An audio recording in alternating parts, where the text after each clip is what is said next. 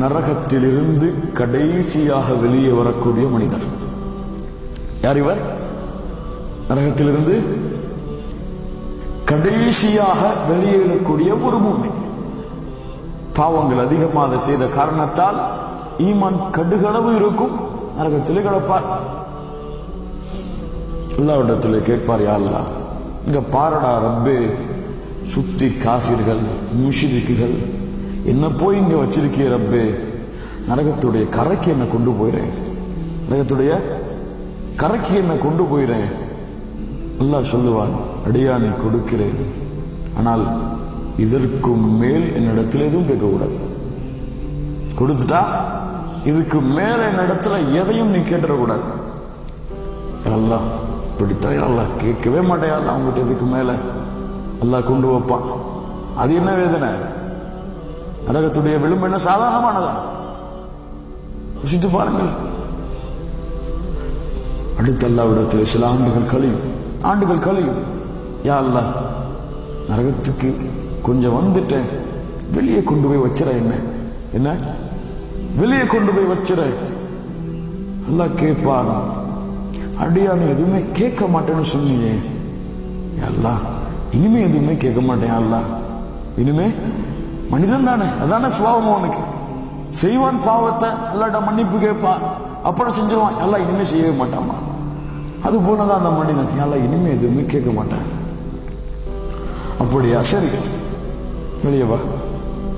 அதற்கு பிறகு அவனுடைய முன்னால் ஒரு மரம் தோன்றும், நிழல் தரக்கூடிய ஒரு மரம். நல்ல கவனிங்க.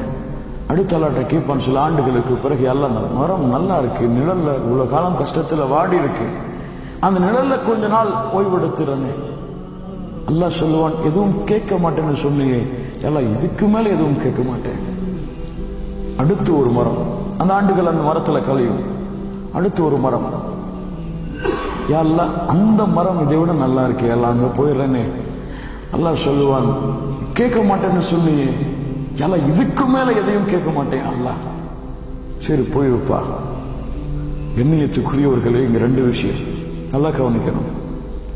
மரத்தை தோற்றுவித்தவன் யார்? இந்த மரத்தை தோற்றுவித்தவன் யார்? அதுவாக தோன்றியதா? அல்லாஹ் தோற்றுவிக்கிறான்.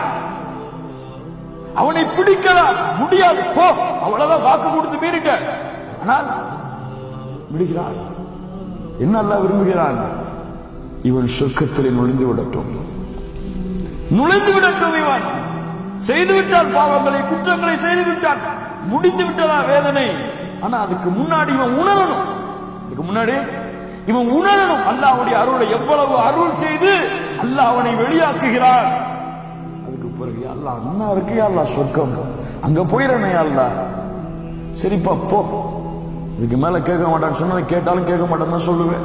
எல்லாம் கேட்கவே மாட்டேன், எல்லாம் இதுக்கு மேல சரி போயிருப்பான். உள்ள போய் பார்ப்பான், எல்லாம் ஹவுஸ்ஃபுல், எல்லாம் மூடி இருக்கும், அவனுக்கு இடமே இருக்காது. வருவான், நயா அல்லாஹ் உள்ள போ சொன்ன, போன, ஆனா இடமே இல்லையே அல்லாஹ். அப்படியா, இடம் இல்லையா எங்கேயுமே? எல்லாம் அவரவருக்குன்னு சொந்தமாயிடுச்சே அல்லாஹ். தமன்னா ஆசைவை அடையானே, தமன்னா ஆசைவை அடியானே, தமன்னா ஆசைவை அடியானே, தமன்னா ஆசைவை அடியானே, தமன்னா ஆசைவை அடியானே. எத்தனை முறை? 5 முறை. அல்லாஹ் சொல்லுவான், அடியானே ஆசை வச்சுட்டியா? ஆம், ஆசை வச்சுட்டு, எனக்கு அது வேணும் இது வேணும், சொர்க்கத்துல ஃபுல்லா மனசுல ஆசை. நீ ஆசை வைத்தாயே, 5 முறை நீ ஆசை வைத்ததும், நீ வாழ்ந்து வந்தாயே ஒரு பூமி, அந்த பூமியில உனக்குன்னு ஒரு குட்டி கூண்டு இடம் இருந்துச்சு, அந்த மொத்த பூமி, அந்த பூமியை விட 10 மடங்கு பெரிய உலகம் உனக்கு இருக்கிறது. அவன் நின்று சற்று நிதானிச்சு, யா அல்லாஹ் என்ன நீ கேலி செய்றியா என்ன கேட்கிறான். சுப்ஹானல்லாஹ், எல்லாம் நீ கேலி செய்றியா என்ன? நீ உள்ள போற ஒண்ணுமே இல்லை, சரி ஏதாவது ஓரத்துல கொடுப்பேன்னு பார்த்தா 5 முறை ஆசை வைக்க சொன்னா ஆசை வச்சேன், அதையும் கொடுப்பியாங்கிறது எனக்கு ஒரு சந்தேகம். நீ கொடுப்ப, ஆனா பூமிய மாதிரி 10 மடங்கு எனக்கா? ஏன் ஒருத்தனுக்கா? அனல் மலிக், அனல் மலிக், நான் அரசன், நாடியதை செய்வேன், செல். கேலி செய்வது என்னுடைய குணம் அல்ல. உள்ள போவான். ஒரு சின்ன வீடு, வாசல் சின்னதா இருக்கும். அவ்வளவு காலம் நரகத்தில் வெந்து கஷ்டப்பட்டு சொர்க்கத்தில் நுழைஞ்சு வீட்டை திறப்பான். 2 ஹூரின் பெண், 2 ஹூரின் பெண். அல்ஹம்துலில்லாஹ், உங்களுக்காக என்னை படைத்த, எனக்காக உங்களை படைத்த அல்லாஹ்விற்கே எல்லா புகழும். ஹூரின் சொல்லக்கூடிய முதல் வார்த்தை இந்த அவ்வளவு கஷ்டப்பட்டு வர்றா, நோண்டி நுங்கெடுத்து வரப்படுது. இந்த ஹூரின் ஒரு பெண் சொன்னா எப்படி இருக்கும் அந்த வார்த்தையை? அதுவும் பெண்களுக்கெல்லாம் அழகு, ஒட்டுமொத்த உலக பெண்களுடைய அழகையும் அந்த ஒரு அழகுக்கு வச்சா கூட உங்களுக்காக என்னை படைத்த, எங்களுக்காக உன்னை படைத்த அல்லாஹ்விற்கு எல்லா புகழும். வாங்க கணவரே அப்படின்னு வரவேற்கும் பொழுது அந்த அடியான் சொல்லுவான், சுப்ஹானல்லாஹ், அல்லாஹ் எனக்கு கொடுத்ததை போன்ற சொர்க்கத்தில் யாருக்கும் கொடுக்கல.